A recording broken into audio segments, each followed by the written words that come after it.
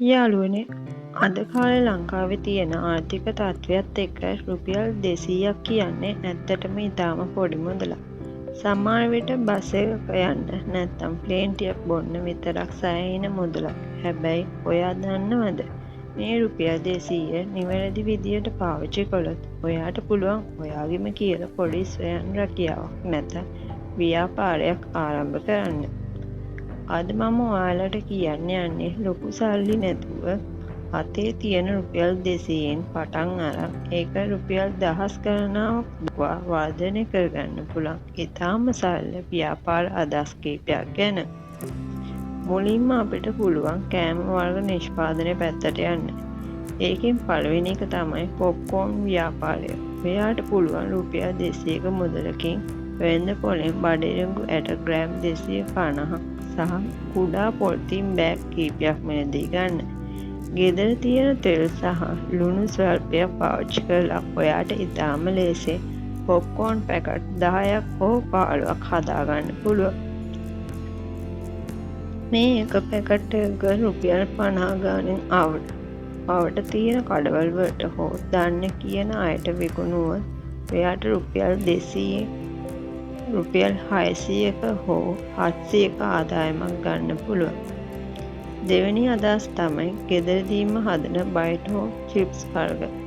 ඔයාට පුළුවන් රුපියල් 200කට මඤ්ඤෝ කාල කිලෝ එකක් වැනි දෙයක් මිලදී ගන්න. ඊට පසු ඒවා සිහිනුව කපලා බැදලා ලුණු සහ මිරිස් කුඩු දාලා කුඩා පැකට් විදියට සකස් කරන්න පුළුවන්.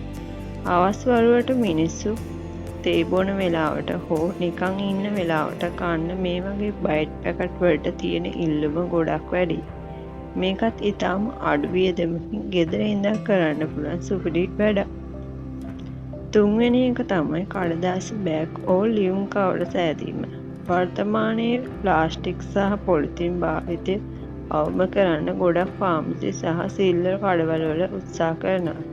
ඔයාට පුළුවන් පරණ පත්තර කඩයකින් ඉතාම අඩු මිලට ගන්න. නැත්නම් ඩිමි පේපර් සහ පාප්ප සෑදීමට රුපියල් 200ක් වැය කරන්න. ඉන්පසු නිවසේදීම විවිධ ප්‍රමාණයේ කඩදාසි කවර සාදා ඒවා අවට තියෙන කඩවල් තොග වශයෙන් ලබා දීලා දිනපතාම ස්ථාවර ආදායමක් උපයන්න පුළුවන්.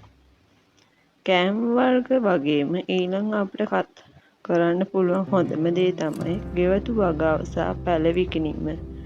ඔයාට තියෙන්නේ රුපියල් 200ක මුදලකින් වෙළඳ පොලෙන් හොඳ තත්ත්වයේ මිරිස්, තක්කාලි, කරවිල හෝ බණ්ඩක් වැනි එළවලු බීජ පැකට් එකක් මිලදී ගන්න එක විතරයි. පැළ කරන්න අවශ්‍ය බඳුන් විදියට ගෙදර තියෙන ඉවතලන යෝගට් කෝප හෝ ප්ලාස්ටික් බෝතල් පාවිච්චි කරන්න පුළුවන්. සති 3ක් හෝ 4ක් මේ බීජ පැළ කරලා හොඳින් නඩත්තු කළොත් ඔයාට එක පැලයක් රුපියල් 50ත් 100ත් අතර මුදලකට විකුණන්න පුළුවන්. අද කාලේ තමන්ගෙම වත්තක එළවලු පැලයක් වවා ගන්න හැමෝම ආස නිසා මේකත් තියෙන ඉල්ලුම ඉතාම ඉහළයි. අන්තිම ක්‍රමය තමයි සේවා සැපයීම. මේකෙදි ඔයාට රුපියල් 200ක් වැය කරන්න කිසිම අමුද්‍රව්‍යයක් ගන්න නෙමෙයි. ඔයාට ෆෝන් එකට ඩේටා හෝ රීලෝඩ් එකක් දාගන්න. මේකෙන් කරන්න පුළුවන් එක දෙයක් තමයි ඩිජිටල් මැදිහත්කරුවෙක් වීම. ඔයාගේ ගමේ හෝ අවට ඉන්න ගොඩක් වැඩිහිටියන් අයට තමන්ගේ පරණ බඩු බයිසිකල් හෝ ඉඩම් අන්තර්ජාලයේ හරහා විකුණ ගන්න තේරෙන්නේ නැහැ. ඔයාට පුළුවන් ඒ අයගේ බඩු වල ලස්සන පින්තූර අරන් ඔයාගේ ෆෝන් එකේ ikman.lk වගේ වෙබ් අඩවිවල හෝ Facebook group වල දැන්වීම් පළ කරලා දෙන්න. ඒ බඩු විකුණලා දීලා ඔයාට පුළුවන් කුඩා කොමිෂන් මුදලක් හෝ ස්ථාවර ගාස්තුවක් අය කරන්න. ඒ වගේම ඔයාට යම් විෂයකට දැනුමක් තියෙනවා නම් රුපියල් 200ක ඩේටා හෝ කෝල් කාඩ් එකක් දාලා අවට ඉන්න දෙමව්පියන් දැනුවත් කරලා ප්‍රාථමික ශ්‍රේණිවල ළමයින්ට කුඩා උපකාර පන්ති ඔයාගේම නිවසේදී ආරම්භ කරන්නත් පුළුවන්. මේ හැම දෙයකටම වැය වෙන්නේ ඔයාගේ ශ්‍රමය සහ කාලය විතරයි. මේ හැම ව්‍යාපාරයකදීම ඔයා මතක තබාගත යුතු ප්‍රධානම රීතියක් තියෙනවා. ඒ තමයි මුදල් නැවත ආයෝජනය කිරීම. රුපියල් 200ක් පටන් අරන් පළවෙනි දවසේ ඔයාට රුපියල් 600ක් ලැබුණොත් ඒ මුදල් වියදම් කරන්නේ නැතුව නැවතත් ව්‍යාපාරයටම යොදවන්න. රුපියල් 200 600 කරලා 600 රුපියල් 2000ක් කරලා ක්‍රමෙන් ඔයාගේ ව්‍යාපාරය ලොකු කරගන්න උත්සාහ කරන්න. ලොකු දේවල් පටන් ගන්න ලොකු සල්ලි ඕනේ නෑ.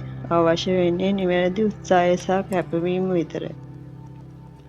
වීඩියෝ එක ඔයාලට වටිනවා කියලා හිතනවා නම් ලයික් එකක් දාලා channel එක subscribe කරන්න අමතක කරන්න එපා. ඔයාලටත් මේ වගේ රුපියල් 200කින් කරන්න පුළුවන් වෙනත් අදහස් තියෙනවා නම් පල්ලෙන් කමෙන්ට් කරන්න. ජය වේවා.